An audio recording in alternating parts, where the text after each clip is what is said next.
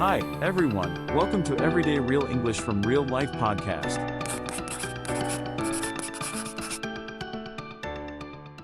Hey everyone, and welcome back to the Deep Dive. It's great to be back. Today we're really diving into something pretty central to all our lives.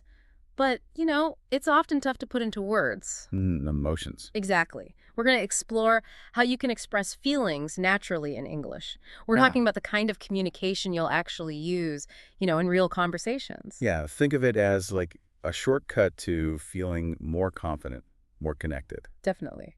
And if you are finding this deep dive helpful as we go, please do remember to like and subscribe. Yeah, it really helps us out and means you won't miss our future explorations. So let's get into it. Okay, so our mission today is really vital because understanding how to talk about emotions, it isn't just about making you sound more natural. Right. It's really crucially about understanding other people. Mm. Without this kind of insight, you might completely misinterpret what someone means, their intentions, their emotions. And accidentally build walls instead of bridges. Exactly. Invisible walls.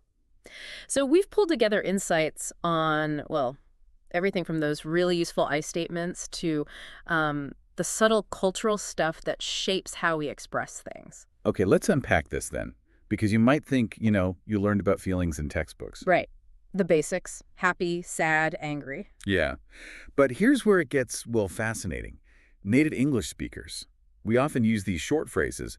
They're almost impossible to translate directly, but they carry so much emotional weight. Totally. Like, I'm on the fence. Right. No actual fence, but everyone knows it means, I can't decide. You're undecided. Or, not my cup of tea. Classic. No tea involved. It's just a polite, kind of British way maybe of saying, I don't really like it. And that's the real challenge, isn't it? If you miss the actual meaning of these common phrases. You can completely misunderstand what's going on. Yeah. Imagine a colleague, right? You share a new idea, you're excited, and they say, ooh, good luck with that. Okay.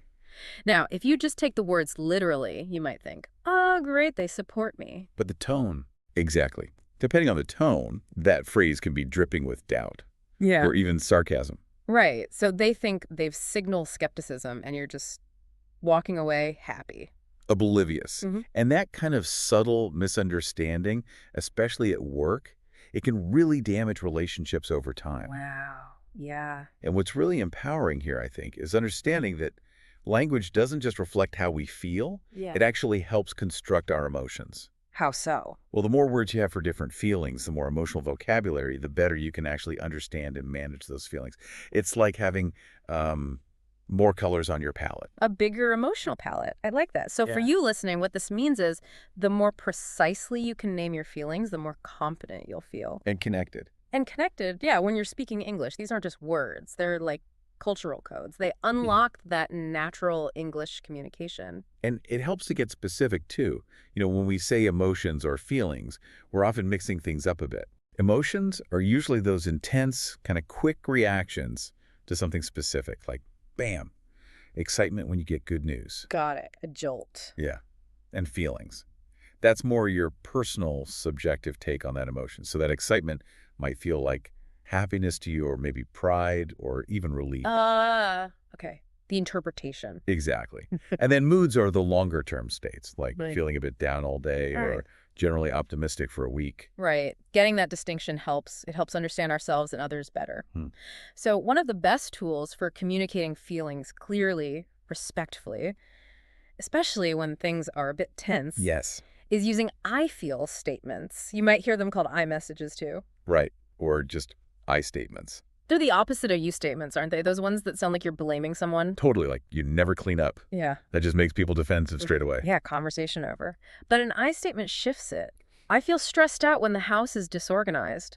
See, the magic is you own your emotion. You're being assertive about how you feel, but without pointing fingers. No blame. And that just opens things up for better conflict resolution, right? Absolutely. When you start off non-confrontationally, the other person is way more likely to match that tone. It de-escalates things, allows for actual dialogue. Okay, so how do we actually build one? These I feel statements. Yeah, there's a pretty standard structure, usually 3 parts. 3 parts. Okay. So first, you kick off with I feel, and then the actual emotion word. Right, the core feeling. And it needs to be a real feeling word. Yeah, like sad, angry, frustrated. Exactly. not an opinion disguised as a feeling. So avoid I feel that you don't care. Ah, okay. What's the alternative? Maybe, I feel sad that I have to do this alone. See? That's about your feeling. Got it. That makes sense. What's part 2? Part 2 is when situation. So you connect your feeling to a specific objective event or behavior, not your guess about their intentions. Okay, so like, I feel frustrated when my ideas aren't heard in meetings. Perfect. Or I feel anxious when plans change at the last minute. Mm-hmm. You're describing the what, not assigning blame for the why. So instead of, say, when you act like you don't care about my birthday, which sounds accusatory. Right. You'd say something like, when you said my birthday was in the wrong month, I felt hurt. Or I felt like you don't care about me. It focuses on the specific action and your resulting feeling. Okay, much clearer. And the third part? The third part is crucial for moving forward. Yeah. And I would like what you want as solution. Ah, the request. Yes, state what you need to happen instead, or offer a possible solution that addresses your feeling. Like, I would like us to set aside time to discuss ideas. Or, going back to the earlier one, I would like to be invited to be with you. So it keeps the focus on fixing the problem or easing your discomfort. It promotes discussion. Exactly. It's about finding a path forward together. Okay, let's try some out. And for you listening, as you hear these, try saying them out loud after us. Really get a feel for them. Ready? Okay, first one. I feel frustrated when my ideas aren't heard in meetings. Your turn. Give that one a go aloud. Pause. Okay, next. I feel anxious when plans change at the last minute. Now you try. I feel anxious. Pause. Another one. I feel lonely when no one checks in. Let's say that one together. Pause. And I feel grateful when someone really listens. Try it aloud. Pause. Feel the difference. Yeah. And, a really crucial insight here. Often the deepest feelings are hidden. Hidden. How so? Like anger? Sometimes anger is just the surface emotion. Underneath, the person might actually be feeling hurt or maybe embarrassed. Ah, the root feeling. Exactly. And if you can get to that point where you can verbalize that underlying feeling, that often leads to a much deeper connection, real intimacy. That's powerful. Okay, to make this even more real, let's hear some quick role play scenes. Yeah, listen for the specific phrases and, the vibe. Right, first scene. I'll be a colleague who's a bit doubtful about a project idea, and you be the initiator, all excited. Okay, got it. So, Yeah. I'm so excited about this new project idea. Oh, really? Good luck with that. Okay, did you catch it? That phrase. Good luck with that. Mm-hmm. Like we said, depending on the tone, it can sound genuinely supportive. Or totally sarcastic, full of doubt. exactly. So try repeating that phrase now. Say it once, like you really mean it, wishing someone well, then say it again with that edge, that skepticism. Pause for a listener. It's all in the delivery, isn't it? It really is. Yeah. Okay, next scene. You be a stressed employee, feeling the pressure. I'll be the manager. Okay, right. I've been feeling really worn down lately with all these deadlines. I understand. What's making you feel most overwhelmed right now? So in that one, I used feeling really worn down lately. And I picked up on overwhelmed. These are common, kind of gentle ways to talk about stress. It's not overly dramatic. Right. Try saying that phrase, I've been feeling worn down lately. Pause for listener. See how phrasing it like that can open up a helpful conversation. Much better than just complaining vaguely. Definitely. Okay, last one. Let's imagine a family thing. A disagreement between siblings. You be sibling A, I'll be sibling B. All right, so honestly, after our argument, I have a heavy heart about it. I understand. I have mixed feelings too, but I really want us to resolve this. Okay, did you notice I have a heavy heart and mixed feelings? Yeah, heavy heart sounds really weighty, sad. Conveys deep sadness, yeah. Grief, maybe, or misery. And mixed feelings. That just means you're conflicted, uncertain, maybe feeling good and bad things at the same time. They're really nuanced phrases. Super nuanced. Try saying them first. I have a heavy heart. Pause. And now, I have mixed feelings. Pause.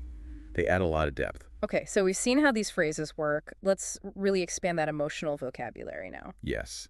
Because going beyond just happy or sad gives you so much more precision. And that precision actually helps you understand and, regulate your own feelings better. More colors on the palette again? Exactly. So let's dive into a mix: positive, negative, neutral, mixed feelings. For each one, we'll give the meaning, an example, and then you can try saying it. Sounds good. Let's start positive. First up, thrilled. Thrilled. That's like extremely pleased. Often sudden joy or excitement. Example, I felt thrilled when I heard the good news. Now you try. I feel thrilled. Pause. Okay, next. Delighted. Delighted. Very pleased. Similar to thrilled, maybe a bit quieter, like quiet joy or satisfaction. Example, she was delighted that her team won the championship. Repeat. Delighted. She was delighted. Pause. How about giddy? Giddy. That's feeling kind of dizzy or lighthearted with excitement. Happy. Maybe a bit silly. No worries. Example, I was giddy with excitement before the Your turn. Giddy. I was giddy. Pause. And one more positive. Contentment. Contentment. A state of peaceful, quiet happiness, deep satisfaction, not necessarily high energy. Example. Yeah. After a long day, she felt deep contentment relaxing at home. Try saying contentment. Felt deep contentment. Pause. Nice. Okay, let's switch to some negative ones. Remember, these add important nuance. First, feeling blue. Feeling blue. Yeah, that's a general kind of slight sadness, mild, maybe temporary down feeling. Example, I've been feeling a bit blue since the holidays ended. Repeat. Feeling blue. I've been feeling blue. Pause. Worn down. We heard this one earlier. Worn down. Feeling really weary, tired out by stress or pressure, like you've been ground down. Example. This week has left me feeling completely worn down. Your turn. Worn down. Oh. Feeling completely worn down. Pause. How about prickly? Prickly. Yeah, describe someone who's easily offended or annoyed right now. Kind of defensive, ready to snap. Example. He's been a bit prickly today. Maybe he didn't sleep well. Repeat. Prickly. A bit prickly today. Pause. And a strong one. Furious. Furious. This is beyond just angry, extremely angry, intense. Example. She was absolutely furious when she found out. Try saying furious. Absolutely furious. Okay, now for some neutral or mixed feelings, these are super common. How about all the feels? All the feels. This one's informal, yeah, but people use it a lot. It means feeling a whole bunch of emotions at once, often quite deeply. Example. That movie made me feel all the feels. I laughed and cried. Your turn. All the feels. Maybe feel all the feels.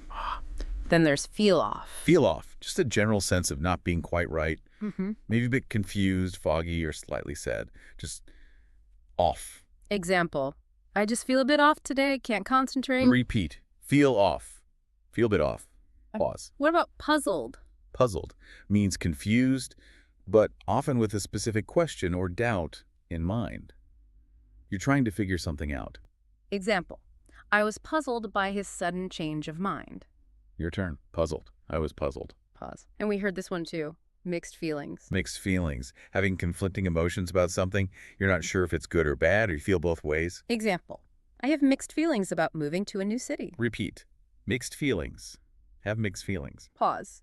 That's a great list. And you know, once you start noticing these feelings in other people, Yeah. phrases like I feel you or I know the feeling are such good natural ways to show empathy, to say, hey, I get it. Absolutely. Great point. Okay, so now, let's go even deeper. Because emotions aren't just about the words, right? No, definitely not. How you say things matters hugely. And your body language. Mm-hmm. Some research suggests nonverbal communication, everything but the words, can convey like 2/3 or even more of the message. Wow, 2/3. Okay, so what are the key nonverbal things? Well, first, there's your tone of voice, sometimes called paralanguage or vocalics. Pitch, volume, rhythm. Yeah, all of it. Pauses, inflection. Think about, I feel nervous, said in a shaky, quiet voice. Totally different from saying it with a light, maybe even playful tone. Right, like how babies communicate everything with just sounds before words. Exactly. Then you got facial expressions. Incredibly powerful. Our faces can show tiny micro expressions. These are super fast, involuntary movements that flash across our face, revealing genuine feelings before we even think about it. Fascinating. And some expressions are universal, aren't they? Research strongly suggests so. Basic ones like happiness, sadness, anger, fear, disgust, surprise. Studies show people recognize photos of these across very different cultures. Okay. What else? Gestures. Gestures, yeah. Some seem pretty universal, like maybe a shoulder shrug for, I don't know. But many are culturally specific. Oh, right. Like the okay sign meaning different things. Exactly. Means money in Japan, fine in the US, but it's offensive in other places. Or pointing with one finger can be rude in some Asian cultures. They might use an open hand instead. It's like a whole hidden layer of rules. It really is. And that brings us to the interplay of culture and emotion. Culture doesn't just teach us how to show emotion. Those are the display rules, right? Like, is it okay to cry in public? Exactly. Yeah. But culture also teaches us how we're supposed to feel in certain situations. The feeling rules. Like feeling you should be happy at a party, even if you're not. Precisely. And we internalize these rules growing up, often without even realizing it. So how does this play out differently across cultures? Well, think about cultural scripts. In many Western cultures, like North America, there's often a dominant script to, like, maximize the positive emotions and minimize the negative ones. Yeah, be happy, be positive. Right. You see it in kids' books. Sometimes lots of emphasis on excited happiness. But in contrast, many Eastern cultures often aim for more of a balance between positive and negative feelings, reflecting dialectical thinking. So maybe calmer happiness in their stories. Could be. Studies have shown differences like that, and it connects to individualistic versus collectivistic cultures. Okay. In individualistic cultures, North America, Western Europe, often emotions are usually seen as these internal personal things. Expressing them as good represents your authentic self. Suppressing them is often seen as maybe unhealthy. Right.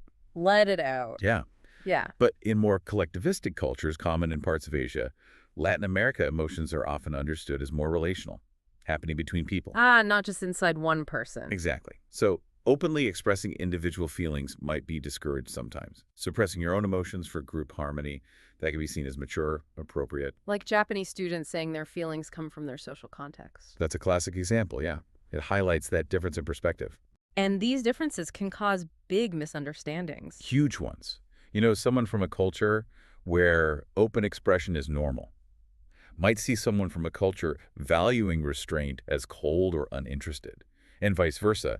Restraint might be seen as respectful in one context, but maybe dishonest in another. So knowing these nuances is key to not causing offense unintentionally. Absolutely. Or misreading someone's true feelings completely. And other nonverbal things are cultural too, right? Like personal space. Oh, yeah. Proxemics, physical distance. It varies massively. Latin American, Middle Eastern cultures often prefer closer distances than, say, Northern Europeans or Americans. Leads to that awkward dance sometimes. Where one person steps forward, the other steps back. Exactly. And eye contact. Huge cultural differences. In the West, it often means honesty, attention. But not everywhere. Not at all. Mm-hmm. In many Hispanic, Asian, Middle Eastern, Native American cultures, direct eye contact can be disrespectful, rude even. Lack of eye contact might actually signal respect, not disinterest. Wow. Even something like grief or laughter. Yep. How grief is expressed openly and loudly in some Arab or Iranian traditions versus being seen as unacceptable publicly in many Asian cultures, and laughter amusement for many in the West, but it can signal wonder or even embarrassment in parts of Africa. It's incredibly complex. It really shows how much is going on beneath the surface of communication. Okay, so let's try to recap this deep dive. We've covered a lot. We've seen how important emotional vocabulary is, not just for you speaking, but for understanding, for connection. Right. And we broke down those powerful I feel statements, how to use them clearly and respectfully. We expanded your emotional vocabulary way beyond just happy and sad, giving you more nuance. And we looked at the huge role of nonverbal cues, tone, face, gestures, and how culture shapes everything. The display rules, the feeling rules. It all matters. And remember, actually communicating your feelings. It might feel a bit vulnerable at first, but it's genuinely liberating. It builds that deeper intimacy, better understanding in your relationships. It really does. So we really want to encourage you.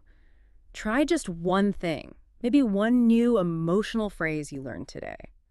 Or try crafting one I statement in a conversation. See how it feels. See what happens. Yeah, take that step. And here's maybe a final thought to chew on. Okay. Given how deeply culture shapes how we express and even feel emotions, how might truly understanding another culture's feeling rules really change how we approach global communication, how we build bridges across those cultural divides? That's a big question. Definitely something to think about. Mm-hmm. Well, thank you so much for joining us on this deep dive into real English for real feelings. Yeah, thanks for tuning in. We'll see you next time on The Deep Dive. We'll be exploring how to effectively support someone else emotionally in English. Yeah, using phrases like, that sounds tough, or I'm here for you, and a lot more. How to really show up for someone. Looking forward to that. Remember, everyone, your feelings matter. And your words, your tone, your gestures. They all have incredible power. Take care and speak gently. Want to practice these phrases? Download your free PDF guide to review vocabulary, role plays, and quizzes. Find the link in the description and pinned comment, and feel free to share it with friends. Like and subscribe for more English tips.